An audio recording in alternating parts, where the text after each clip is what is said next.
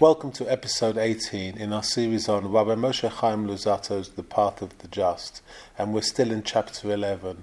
And this chapter is quite a long chapter, and it's been dealing with various topics regarding examples of how we can keep a clean heart in everyday matters.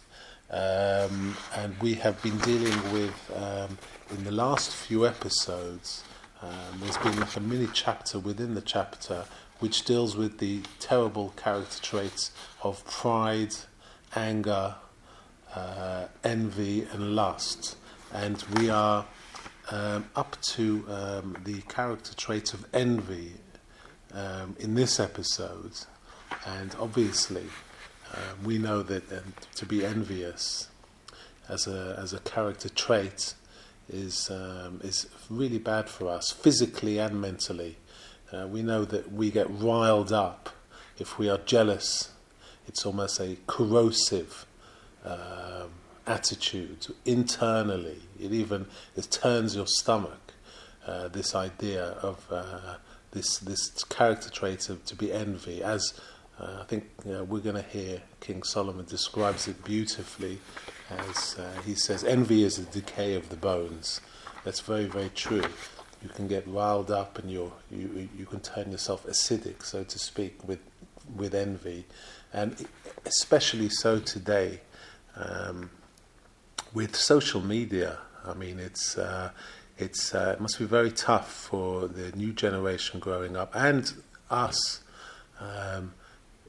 At times you look on social media and you can look at kind of false representations of people's lives, and if you feel that desire for that sort of lifestyle, it must be very difficult to deal with when it's kind of in your face a lot of the time. But the Ramchal is going to describe it very succinctly, and so the Ramchal begins. Envy, too, is no more than the result of foolishness and a lack of understanding. An envious person does not gain anything for himself and does not cause any loss to the one he envies. He alone loses out. As the verse previously mentioned states, and he quotes from Job 5 verse 2, envy will kill the fool. However, there is a type of person whose foolishness is so great that if he sees another with anything good, he becomes disheartened with himself and worries and suffers, even to the extent that he derives no pleasure even from the good things that he himself possesses because of his anguish over what the other has. This is what the wise one, referring to Shlomo HaMelech, says in Proverbs 14:30, envy is the decay of the bones. And now the Ramchal is going to describe the more common forms of envy. And so he continues. There are others who are not as anguished and as pained. Nonetheless, unless he, the object of one's envy, is one of their closest friends, they will feel some measure of anguish, or at least some coolness, when they see the other increase his stature significantly. This applies even more strongly if he is a part of a group that they don't particularly like, and even more so if he is a stranger from another country. Outwardly, they might say things that seem to reflect their happiness or thankfulness over his good fortune, but in their hearts they become dejected. This is a common occurrence with most people. Although they are not really in the grip of envy, they have not completely purged themselves of these characteristics. And so things maybe haven't changed that much between the few hundred years that have passed since Ramchal wrote this and today. Although today we do have the idea of social media in our phones and on our computers that sometimes perhaps give a false representation of people's lives, and perhaps people look at it and feel jealous of something that it doesn't really exist in reality. So we must take care to keep ourselves in check, to have the correct values, not to feel jealousy, to be content with what you have and not feel like you're missing out on something because someone else has something you wish you had. So now the Ramchal is going to talk about the envy of competitors in business. So the Ramchal continues. An even stronger reaction will occur if one's fellow craftsman meets with success. For every craftsman dislikes his peer. That's from Bereshis Rabbah 19:4. Particularly if his peer is more successful than he is. So how do we go about eliminating this envy? So Ramchal will tell us now. If only they knew and understood that a person cannot touch even a hair's breadth of what is set aside for his fellow. That's from Yoma 38b.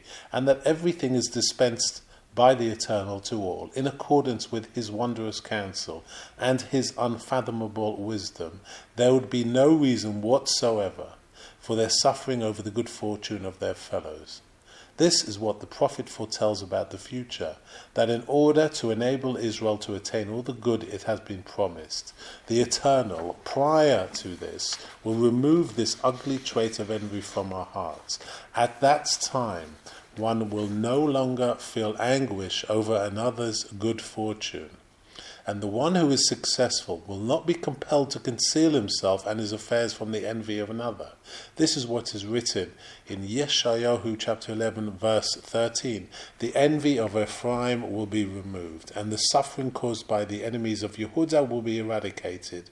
Ephraim will not envy Yehuda, and Yehuda will not make Ephraim suffer. Now the Ramchal is going to tell us how angels are free of envy and serve God joyfully. So the Ramchal continues. This is the peace and serenity that characterizes the ministering angels, all of whom rejoice in their service of the Eternal, each one in his place, and none is envious of his peer at all, but they all know truth in its pristine form. They rejoice over the good that they possess and are happy with their own portions. So that concludes the section on envy. And perhaps we should reflect on this prophecy by Yeshayahu, that perhaps one day in the future we will be rid of envy. Perhaps our values will change as, through the kind of modern industrial life, we collect our toys like children do, but ultimately we'll get bored of them. And perhaps this is when we will have a change of consciousness and perhaps realize that the possessions and, having something the other one has or coveting it is actually a waste of energy, and there are higher things to pursue, higher levels to pursue. That's perhaps for a future generation. So I look forward to next episode dealing with the concept of lust, which is like a companion trait of envy. So I look forward to that.